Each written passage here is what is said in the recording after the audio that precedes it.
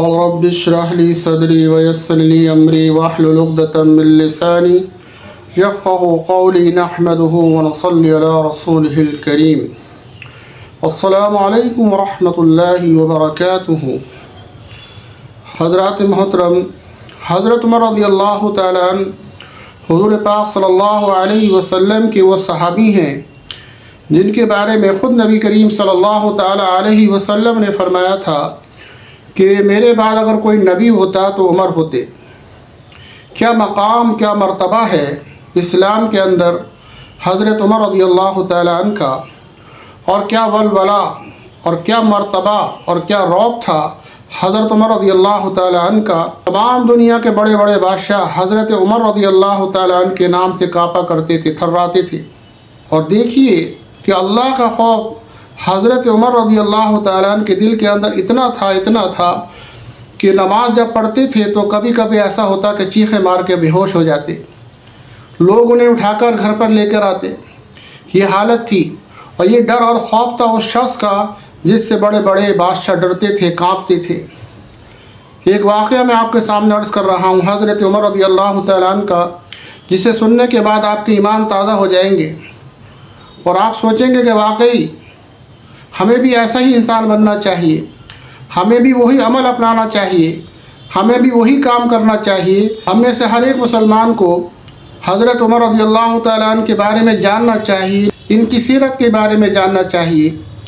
حضرت عمر رضی اللہ تعالیٰ عنہ کا واقعہ بڑا مشہور واقعہ ہے کہ ایک مرتبہ رات کو چوکی داری کرتے تھے۔ یہ وہ شخص تھا جو اپنے وقت کا خلیفہ تھا، بادشاہ تھا، لوگوں کا حکمراں تھا، لیکن رات کو ایک نوکر اور غلاموں کی طرح لوگوں کی چوکی داری کیا کرتے تھے۔ ایک مرتبہ رات کو جا رہے ہیں، ایک جنگل کی طرف سے گزر ہوا، دیکھا کہ بیچ جنگل کے اندر آگ جل رہی ہے، ساتھ میں ان کے غلام حضرت اسلم رضی اللہ تعالیٰ عنہ بھی ہیں۔ حضرت عمر رضی اللہ تعالیٰ عنہ نے حضرت اسلم سے کہا کہ اس وقت رات میں اس جنگل میں کون ہے؟ تو حضرت اسلم رضی اللہ تعالیٰ عنہ نے کہا کہ مجھے تو معلوم نہیں حضرت کہ یہ کون ہے، اس رات کے وقت کون ہو سکتا ہے؟ حضرت عمر رضی اللہ تعالیٰ عنہ جنگل میں اندر تشریف لے کر گئے تو دیکھا کہ ایک عورت ہے اور اس کے ساتھ چند بچے ہیں، اور ایک دیگچی ہے جو آگ پر رکھی ہوئی ہے، اور اس دیگچی کے اندر پانی بھرا ہوا ہے اور پانی ابل رہا ہے، اور بچے رو رہے ہیں اور چلا رہے ہیں۔ حضرت عمر رضی اللہ تعالیٰ عنہ نے اس عورت سے معلوم کیا کہ تم اس وقت جنگل میں کیا کر رہی ہو؟ تو اس عورت نے ایک ایسا سوال کیا حضرت عمر رضی اللہ تعالیٰ عنہ کو، اس عورت نے ایک ایسی بات کہی جو حضرت عمر رضی اللہ تعالیٰ عنہ کے سیدھے دل پر لگی۔ اور چونکہ وہ عورت جانتی نہیں تھی کہ حضرت عمر رضی اللہ تعالیٰ عنہ کون ہیں، اسے یہ تو معلوم ہے کہ بادشاہ ہیں لیکن ان کو پہچانتی نہیں تھی۔ چنانچہ اس عورت نے ایسی بات کہہ ڈالی جو حضرت عمر رضی اللہ تعالیٰ عنہ کے پیروں کے نیچے سے زمین نکل گئی۔ اس عورت نے کہا کہ عمر ہمارے بادشاہ ہیں، ہمارے خلیفہ ہیں، لیکن ہمارے حال کی خبر نہیں رکھتے، ہمارے بچوں کے حال کی خبر نہیں رکھتے، بس یہ سننا تھا کہ زمین پر بیٹھ گئے اور کہنے لگے بھلا عمر کو تیرے حال کی کیا معلوم؟ وہ عورت کہنے لگی کہ ہمارے بادشاہ بنائے گئے ہیں، ہمارے خلیفہ بنائے گئے ہیں، اور ہمارا حال یہ ہے کہ میرے بچے بھوک سے بلبلا رہے ہیں۔ بس یہ سننا تھا کہ فوراً اپنے گھر پر تشریف لے کر آئے، فوراً بیت المال گئے اور بیت المال میں جا کر ایک بوری لی، اور ایک بوری کے اندر بہت ساری کھجوریں، بہت سارا آٹا اور جتنی کھانے پینے کی ضروریات کی چیزیں تھیں وہ بھریں اور اپنے کندھے پر رکھا۔ ان کے غلام حضرت اسلم رضی اللہ تعالیٰ عنہ کہنے لگے کہ حضرت آپ یہ کیا کر رہے ہیں، آپ مجھے دے دیجئے، میں اپنے کندھے پر اٹھاتا ہوں۔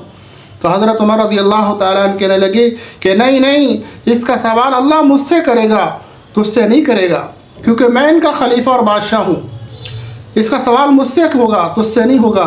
چنانچہ اپنے کندھے پر اس بوری کو لیا اور بہت تیز رفتار سے اس جنگل میں گئے، اور اس جنگل میں جا کر خود اپنے ہاتھ سے کھانا کھلایا، خود اپنے ہاتھ سے کھانا پکایا، ان بچوں کو کھلایا اور وہیں بیٹھ گئے۔